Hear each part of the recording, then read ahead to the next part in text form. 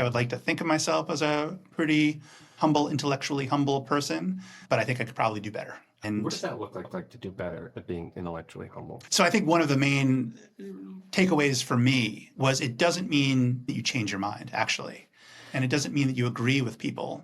It means you are not as quick to discount their view and attribute it to some poor judgment or breakdown in logic, but really grapple with the possibility that they may have a point and not be as quick to invalidate it, and also to feel less defensive and threatened by ideas that challenge your own. I tried to become more attentive to just the rush of adrenaline that I think I and maybe others experience as well when you encounter a viewpoint that's different, that's perhaps threatening to your own worldview, and you immediately kind of marshal, your intellectual and emotional resources to launch your counter argument, to take a step back from that, notice that physiological sensation and take a step back and say, I'm just going to listen before I actually try to respond, which can be easier said than done. But I think just having that awareness and a little bit of extra motivation to do that was key. And I would say I do not do that 100% of the time, but I think I do that at least 10 to 20% more than I used to, which is a start. What are the benefits, if there are any, of intellectual humility?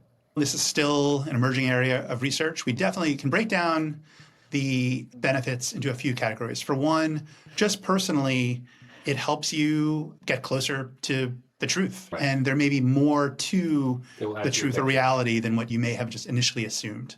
So if you care about being accurate and actually having a good understanding of the world, being open to other perspectives, taking in new information with an open mind and a relative lack of at least harsh judgment will help you be better informed, have a better understanding of the world.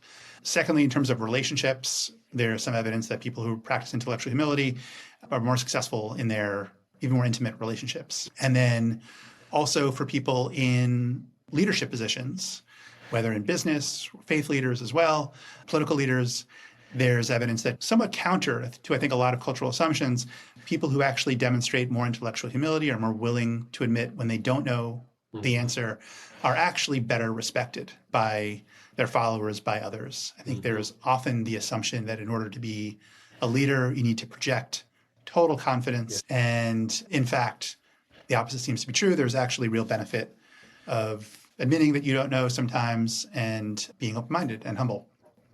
And then I think there are broader societal benefits to embodying and practicing intellectual humility in terms of reducing polarization and culture wars, various kinds of social division. I think feeling a little bit less like you know it all, or that your side has all the answers.